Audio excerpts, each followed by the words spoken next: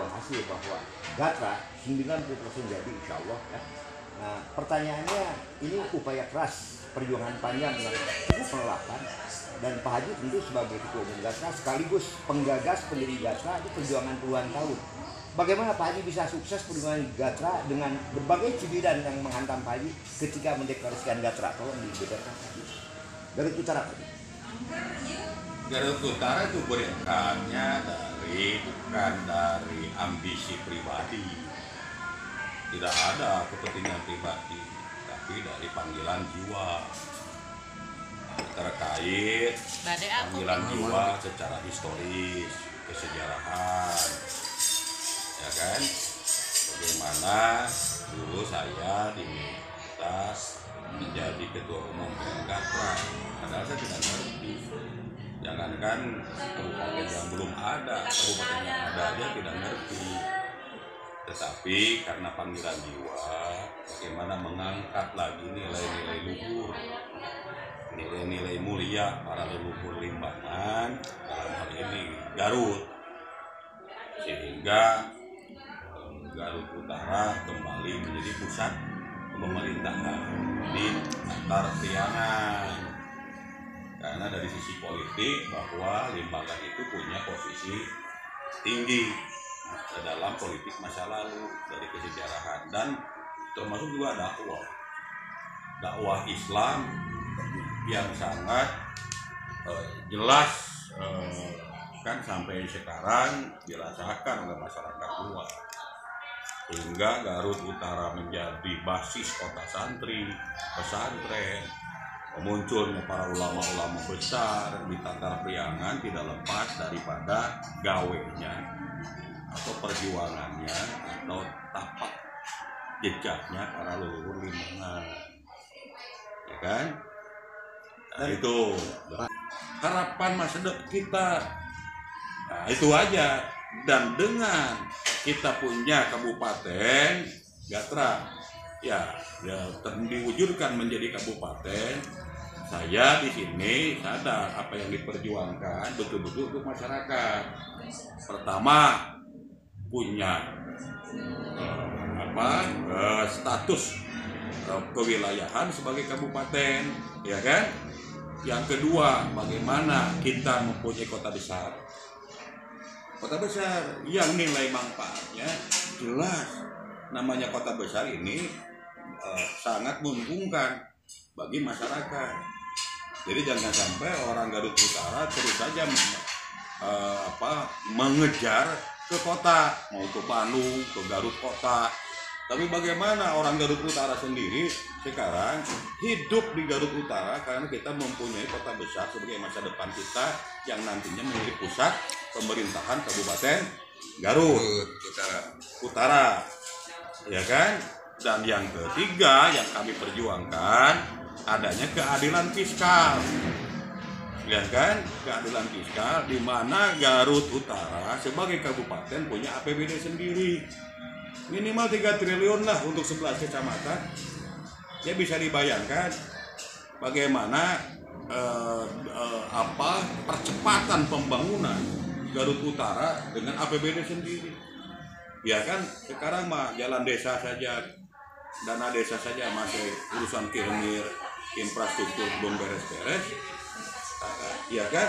Ditambah lagi dengan APBD sendiri, lebih hebat. Yang itu yang diperjuangkan itu untuk siapa? Untuk umat ya. Untuk umat.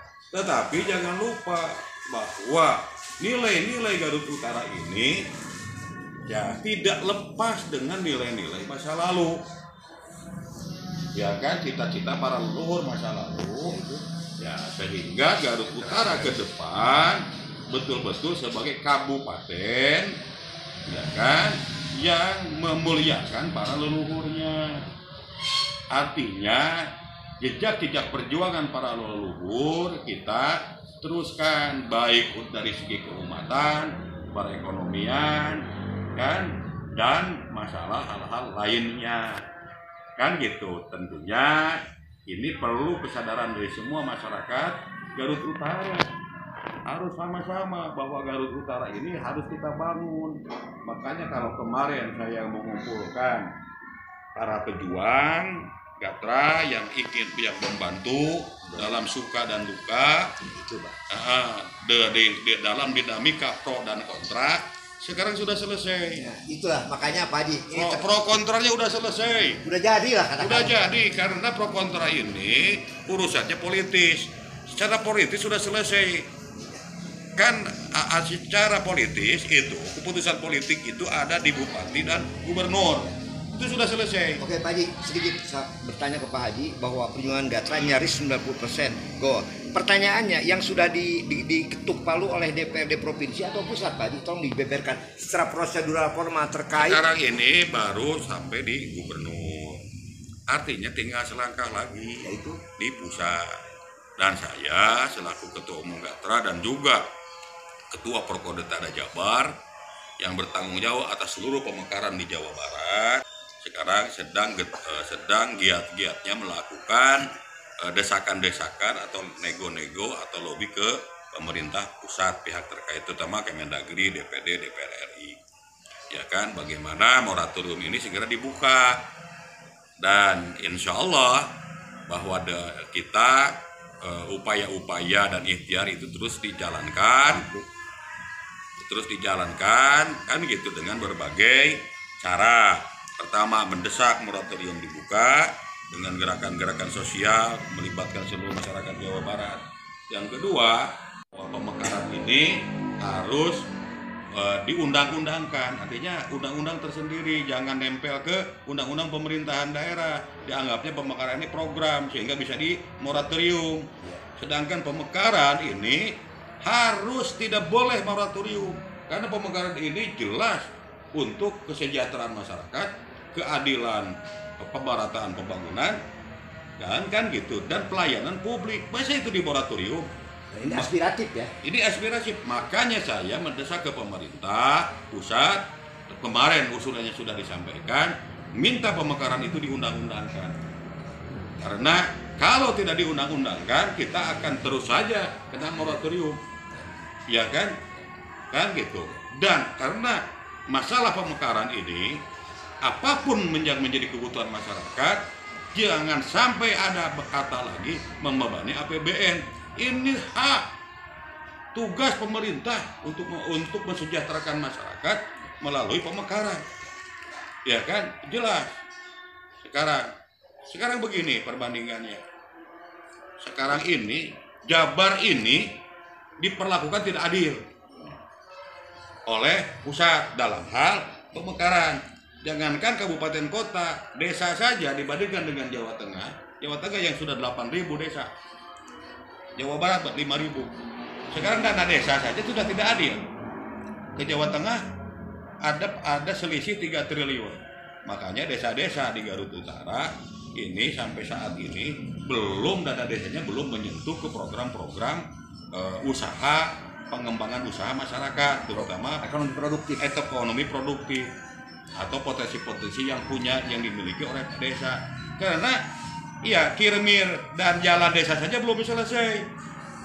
Jawa Tengah udah selesai. Kenapa Jawa Tengah desanya maju-maju? Karena itu tadi, kita perbandingan dananya lebih besar ke Jawa Tengah. Ya, apalagi kabupaten kota. Perbandingan kita dengan Jawa Timur ya jauh lah. Jawa Timur yang hanya 37.000 juta penduduk, kita 50 juta, kita baru 27, mereka sudah 40. Makanya gubernur meminta memperjuangkan sampai Jawa Barat punya 40 kabupaten kota. Bayangkan kalau ada penambahan kabupaten kota di Jawa Barat 13, berarti ada penambahan dana ke Jawa Barat dari pusat 39 triliun. Nah, ini yang kita perjuangkan. Oke, Pak Haji, as a closing statement sebagai penutup perbincangan ini, apa Pak harapan Bapak, baik itu kepada pemerintah pusat, ke Provinsi Jawa Barat, kabupaten juga masyarakat. Dan perbincangan ini berlangsung dengan Ketua Umum Gatra Raden Holil Aksan Umarjen ketika menjelang bulan puasa, tepatnya pada malam takbir. Jadi Bapak Gubernur mohon bahwa tolong yang sudah diparipurnakan di tingkat Jawa Barat, tolong diperdakan. Jangan hanya di RPJMD.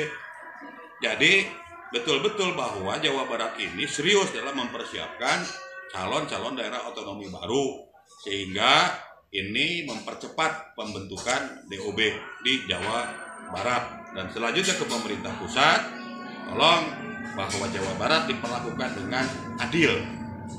Karena ketika moratorium ini terus berkepanjangan, ini akan memicu gejolak sosial dari Jawa Barat. Oke, Pak Haji, kebetulan besok kita menjelang Hari Raya Idul Fitri. Kemudian permohonan maaf baik Bapak kepada rakyat Garut Utara atau apa? Mohon minal aidnya silakan Pak Ketua Umum. Nah, saya menyampaikan minal aidin wal faidin, taqabbalallahu minkum syamana wa syamakum.